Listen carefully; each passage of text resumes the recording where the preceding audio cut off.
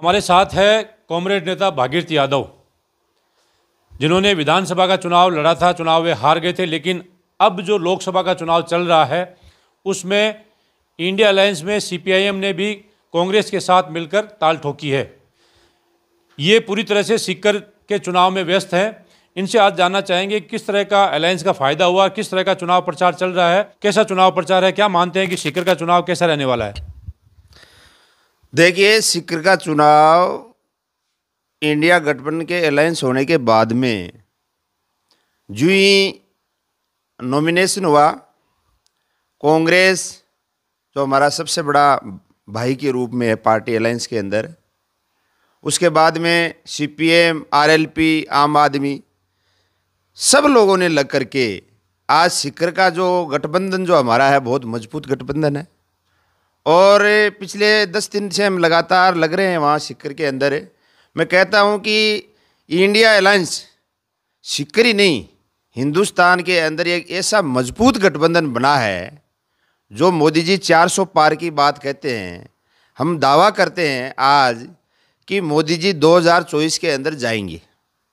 ये क्लियर है, क्योंकि जिस तरह की नीतियाँ, जिस तरह का अग्निवीर बनाया, 750 किसानों को शहादत देनी पड़ी बॉर्डर के ऊपर, और जिस तरह की महंगाई, आप क्या बात करते हो। जो सिलेंडर 400 रुपये में था वो 1100 रुपये में, जो डीएपी 400 रुपये में थी वो 1200-1300 रुपये में, जो डीजल पेट्रोल 70 रुपये में था वो 100 से ऊपर।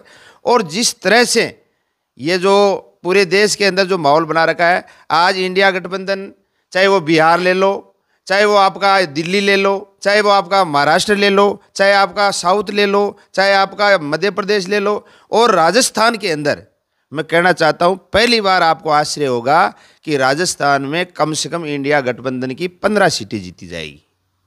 और सीकर उसमें 1 नंबर पर है। सीकर क्लियर रूप से इंडिया गठबंधन की सीट जीत चुके हैं। और आज पूरे सीकर के अंदर सब लोकसभा क्षेत्र में एक बार अमराराम जी का दौरा हो चुका है। दाता रामगढ़ का अभी बाकी है, जो कल 3 तारीख की वीरेंद्र सिंह जी और नारायण सिंह जी पलसाना के अंदर एक बहुत बड़ा कार्यकर्ता सम्मेलन कर रहे हैं, उसमें पूरी घोषणा करेंगे। क्या लगता है आपको, राजस्थान में आपने जैसे बताया कि 15 सीटें आएंगी, तो 15 सीटें कौन सी होगी। मैं आपको कह देता हूं कि आज के दिन 1 नंबर पर सीकर है, 2 नंबर पे चूरू है, 3 नंबर पे झुंझुनू है, उसके बाद में आपकी नागौर है, उसके बाद में जोधपुर है, जोधपुर, पाली, आपका ये करौली, धौलपुर, दौसा, ये लगभग सीटें जो है, ये सीटें अभी और 5-6 तारीख के बाद में क्लियर हो जाएगा। कल रोड शो था अमित शाह जी का, गृह मंत्री जी का सीकर के अंदर। इतने घबराए हुए हैं ये, इनको पहले इंडिया गठबंधन का पता नहीं था कि ऐसी हालत हो जाएगी, लेकिन अब इनको जो ही जनता साथ में हुई है।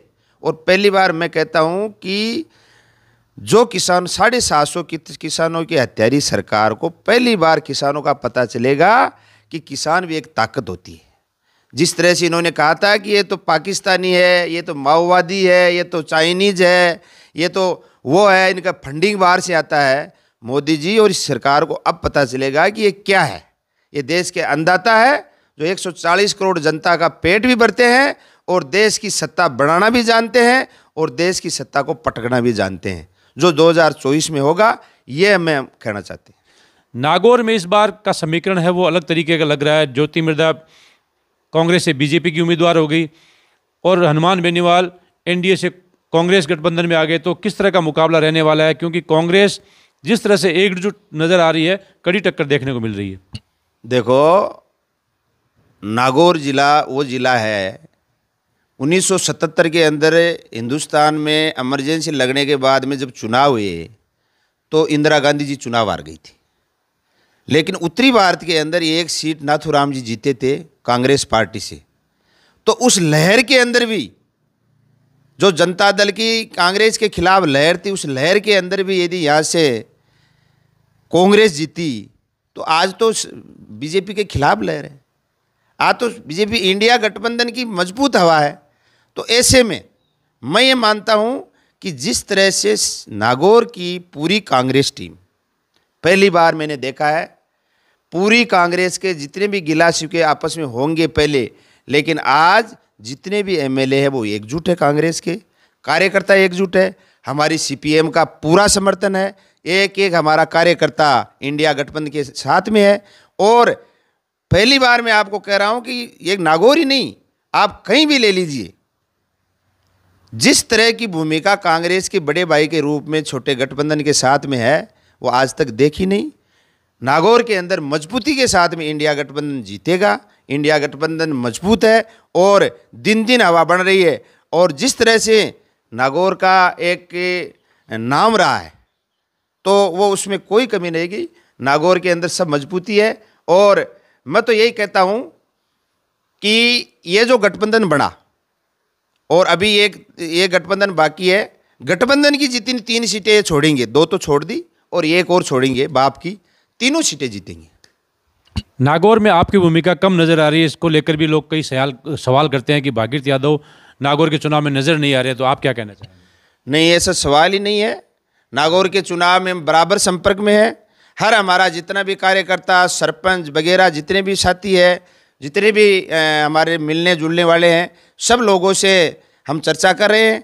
और जब भी बड़ी मीटिंग होगी और इंडिया गठबंधन के उम्मीदवार का जब दौरा जहाँ कहीं भी होगा, अपने यहाँ होगा, तो हम साथ रहेंगे। ऐसी कहीं भी कोई गुंजाइश नहीं है कि हमारा एक भी कार्यकर्ता, भागीरथ यादव तो उस गठबंधन का अटूट हिस्सा है, क्योंकि मैं सीपीएम का जिला सचिव हूँ। मेरी ज़्यादा जिम्मेदारी बनती है कि इंडिया गठबंधन को मजबूत रखे, एक एक आदमी, एक एक कार्यकर्ता को लगाए। कोई भी व्यक्ति जो आरोप लगा रहे वो निराधार है। हम मजबूती के साथ में इंडिया गठबंधन और हनुमान जी बेनीवाल के साथ में। अंतिम सवाल पूछना चाहूँगा, नागौर का परिणाम कैसा रहेगा? आपने वैसे तो बता दिया कि इंडिया गठबंधन जीत रहा है, लेकिन हनुमान बेनीवाल और ज्योति मिर्धा में कितना फर्क रहेगा, कैसे जीत पाएंगे वो? नागौर के अंदर हनुमान बेनीवाल जीतेगा, इंडिया गठबंधन जीतेगा और मजबूती के साथ में जीतेगा और ऐतिहासिक जीत होगी। आंकड़ों के आधार पर बात कर रहा हूँ, कौन सी विधानसभा से कैसे लीड ले सकते हैं? आंकड़ों की आप बात करें तो आप नागौर से ले लो, नागौर, खींवसर। नागौर से अभी आप मान के चलो कि 25,000 वोट अबू रहमान जी ने लिए और 15,000 के लगभग हरेंद्र जी की जीत हुई, तो लंबी बड़ी जीत है। आप जिस तरह से खींवसर लोकल है, हनुमान जी का लोकल क्षेत्र है, कोई दिक्कत नहीं है। अब उसके बाद में आप ये ले लो कि जाहिल है, कोई दिक्कत नहीं है। आपका डीडवाना है, डीडवाना के अंदर वैसे भी कांग्रेस आगे रहती है, कोई दिक्कत नहीं है। और लाडनू जो हमारा विधानसभा कॉन्स्टिट्यूंसी है उसके अंदर भी आगे रहेंगे, कोई ऐसी कोई खानी नहीं है। और आपका परबसर ले लो और लो, सब जगह से मुझे ऐसा नहीं लग रहा है कहीं भी इंडिया गठबंधन एक भी कॉन्स्टिट्यूंसी के अंदर हार रहा है। कोई भी एक ही कॉन्स्टिट्यूंसी आप बता दीजिए जिसमें इंडिया गठबंधन आ रहा है। आप मकराना को आपने छोड़ दिया, नावा का जिक्र नहीं किया। मैं अभी कर रहा हूँ। आप नावा की बात कर रहे हो, नावा की जहाँ तक आप बात कर रहे हो, नावा के अंदर विजय सिंह जी काफ़ी 32,000 के लगभग वोटों से जीते हैं, लेकिन वो अलग माहौल था, वो अलग टाइम था, वो अलग बात थी, वो लोकल चुनाव थे। अभी मोदी जी को देख करके चुनाव लड़ रहे हैं। एक तरफ पिछली बार 2019 में मोदी जी को देख करके वोट दे रहे थे, अब की बार मोदी जी को देख करके मोदी लोग। तो ये चुनाव किसान वर्सेज पूंजीपतियों का चुनाव है, मजदूर नौजवान वर्सेज पूंजीपति अंबानी और अडानी का चुनाव है। आज आप बताओ कि 80,000 टावर देश के अंदर जो हमारी ये बीएसएनएल कंपनी ने लगाए थे, वो सारे के सारे टावर जियो को, कंपनी को, अडानी को दे दिए। वो कमा के खा रहा है, कितनी रॉयल्टी जा रही है, सारा का सारा पैसा अंबानी की जेब में जा रहा है। तो ये चुनाव अलग है। आप विजय सिंह जी को वोट दे दिया वो अलग चीज़ है, छोड़ो। अभी किसान का वोट मजबूती के साथ में अभी इंडिया गठबंधन को पड़ेगा। और मैं आप देख लेना, सर्वे कर लेना, नावा के अंदर इंडिया गठबंधन की जीत होगी।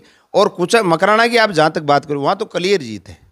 वहाँ तो गेसावो जी 30,000 से जीते थे और उसके बाद में आरएलपी के उम्मीदवार ने भी वहाँ वोट 20,000 के लगभग लिए थे। तो एक भी सीट, एक भी विधानसभा क्षेत्र ऐसा नहीं है जहाँ से इंडिया गठबंधन का उम्मीदवार पीछे है। तो ये जीत लाखों में होगी, कम में नहीं होगी। तो ये थे कॉमरेड नेता भागीरथ यादव, जो सिद्धांतों की राजनीति करते हैं और इंडिया गठबंधन और कांग्रेस जो सीपीआईएम के साथ में जो काम कर रही है उसको बड़े भाई और छोटे भाई की संज्ञा दे रहे हैं। अब देखना है कि गठबंधन के बाद में कांग्रेस गठबंधन के बाद में इनका कैसा प्रदर्शन रहता है, कितनी सीटें आती है, ये देखने वाली बात होगी।